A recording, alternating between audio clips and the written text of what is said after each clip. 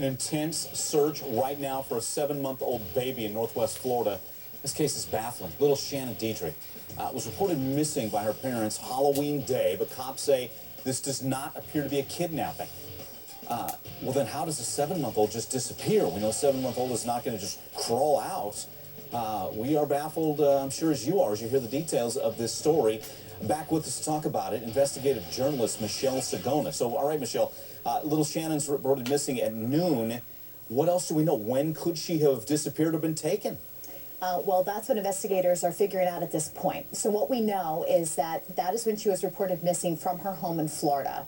Now, from that point, investigators actually got on the scene very quickly. They were able to gather the information about Shannon. She's 2 feet tall, 11 pounds. So they were able to determine right away that, okay, this child did not crawl out of the house, number one. Number two, that she is, in fact, endangered at this point. That's why they were able to issue an Amber Alert, although no one, in fact, saw, quote, an abduction, you know, end quote.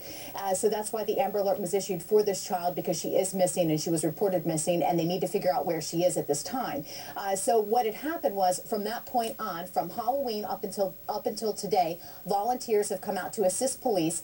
They've gone through, they've scoured wooded areas, they've combed through dumpsters, they've looked behind buildings, they've done everything to try to find this child, and unfortunately, she's not been found. Where was mom and dad when, you know, in those hours leading up to when she was reported missing?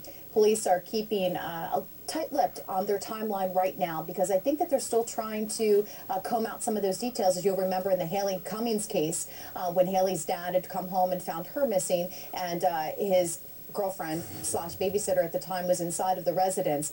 Investigators, you know, did have to come out there. They had to put together this timeline, and that's what they're doing right now. And sometimes that can take a couple of days to figure out where the parents have been, what their past history is, who was in fact home at the time, when the last time the child was actually seen at the house.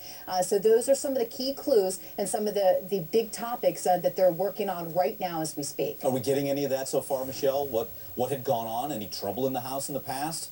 Well, right now they aren't saying, and that is something that we are definitely working on at this time to figure out, you know, if the parents were in fact getting along and what the circumstances are behind Shannon's disappearance. Now, I do know that her aunt did come forward and say that her mom, Shannon's mom, does in fact have a normal kind, or an abnormal kind of disability, which could in fact, Shannon's head could be a little bit larger than normal for her body size. Okay. So that's a really good key clue into finding out more about this child. And as you know, post pictures of her, you know, throughout your television show, investigators and actually the viewers can call investigators with all the information that they have on this case. Okay. Michelle, thank you again for your insights. Thank you. Talking to you. Okay. Coming up, we're going to change the mood a little bit. We're going to talk some John Goslin.